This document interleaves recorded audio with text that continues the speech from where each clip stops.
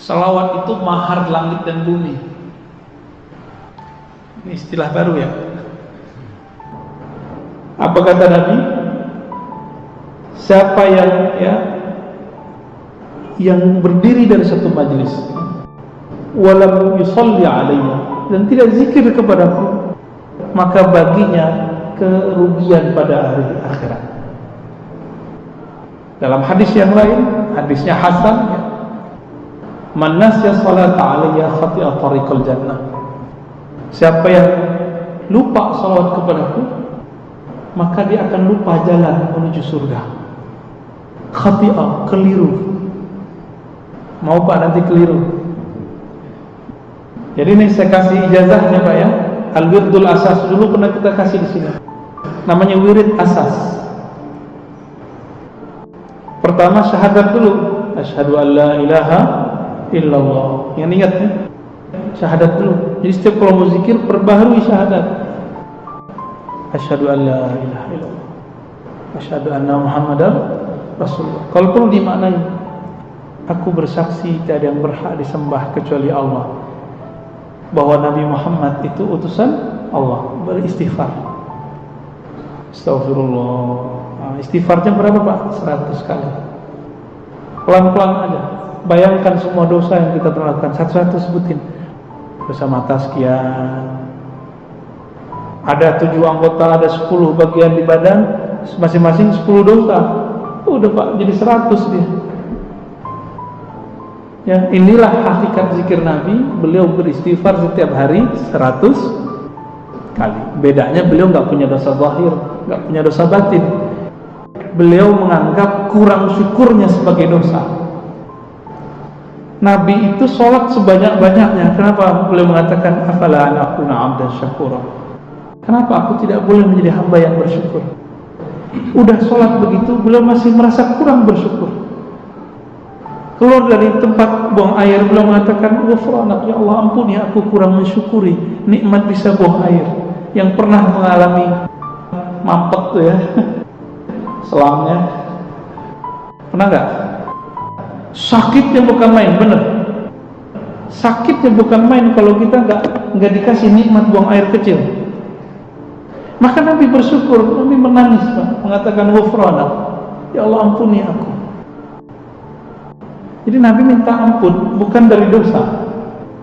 Nabi minta ampun karena kurang syukur. Ini beda istighfar kita dengan istighfar Nabi. Kalau kita benar-benar berdosa, karena dosa kita banyak, belum lagi dosa batin. Kalau ditambah begitu bisa 200 istighfarnya. Ya cukup 100 dulu. Nah, Anda mengamalkan sunnah Nabi. Tuh angka dari Nabi bukan? Dari Nabi Pak. Setelah itu baca la ilaha illallah. Kalau waktu luang Bapak misalnya udah pensiun nih, udah pensiun Pak. Nah, kalau udah pensiun saya kasih yang panjang nih Pak. Kalau yang muda-muda nih kita kasih yang pendeknya aja. Yang pendek-pendek itu la ilaha illallah cukup, titik. 100 kali. Bagi yang sudah pensiun atau lagi musim libur, la ilaha illallah, Allahnya dipanjangkan. Wahdahu la syarikalah, lahul mulku wal hamdu wa huwa ala kulli syai'in qadir. Di makna itu lahul mulku walahul hamdu. Miliknya lah semua kekuasaan, semua kerajaan. Miliknya lah semua pujian. Maka kalau kita dipuji, yakinkan, iktikadkan pujian itu kembali kepada Allah, baru boleh Pak menerima pujian.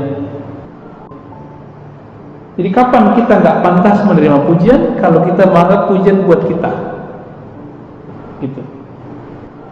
Tapi kalau kita dicaci maki orang, jangan yang kembalikan kepada Allah. Itu emang kita Pak yang jelek, ya. Berapa kali?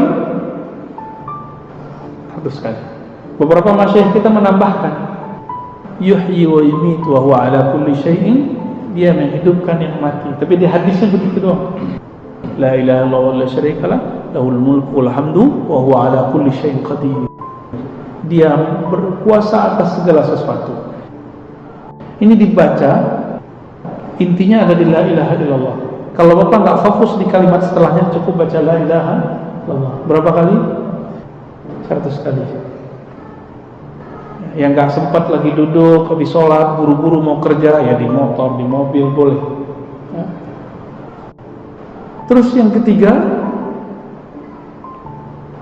karena semua zikir tanpa sholawat tidak sampai kepada Allah, maka wajib sholawat. Jadi sholawat itu bagi saya bukan sunnah. Yang bilang sunnah udah lewat ya. Sholawat itu wajib hukumnya.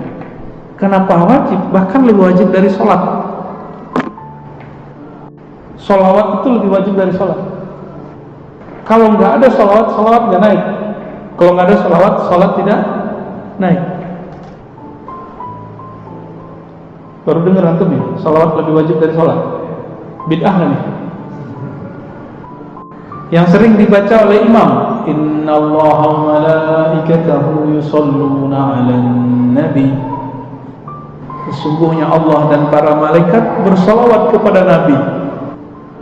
Wahai orang beriman, ya alladzina amanu shallu 'alaihi wa sallimu taslima. Wahai orang beriman, kalau engkau percaya kepada Allah, percaya malaikat Allah, bersalawatlah kepadanya dan ucapkan salam rindumu.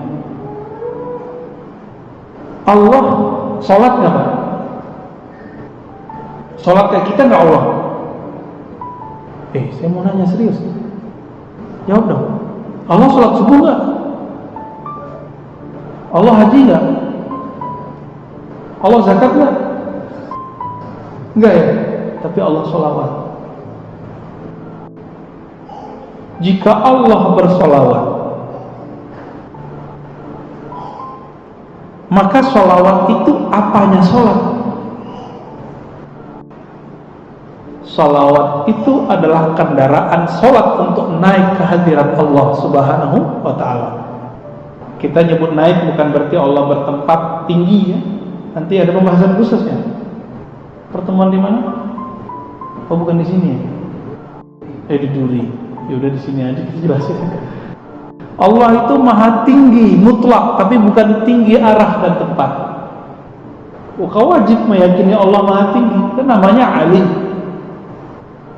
Karena ia bukanlah benda, maka ketinggiannya bukan arah.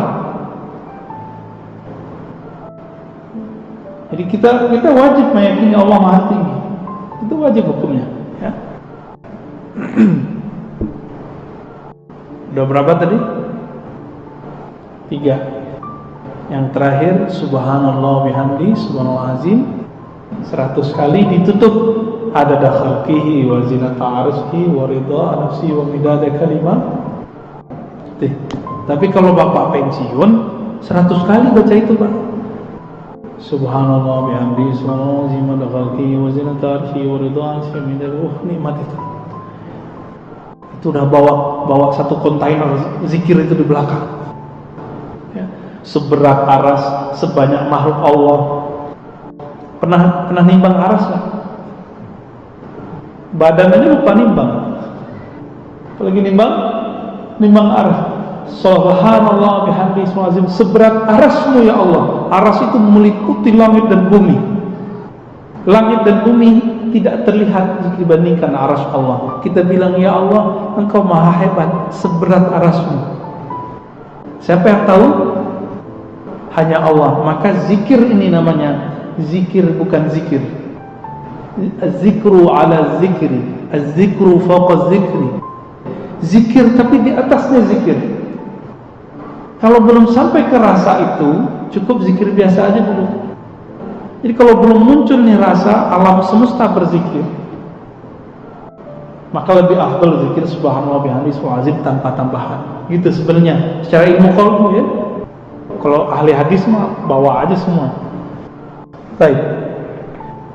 Ahli hadis ini membawakan bahan, ahli zikir meramunya, meraciknya menjadi thariqah zikir. Ahli hadis bawa riwayat, ahli fikih meramunya menjadi hukum. Gitu Pak ya. Sekarang muncul pemahaman ahli hadis itu sudah punya metode sendiri. Ini kekeliruan besar. Ahli hadis nggak bisa meramu sendiri kecuali dia ahli fikih, kecuali dia ahli zikir. Gak ada ilmu yang mandiri di dunia, semua ilmu saling berkaitan dan beririsan.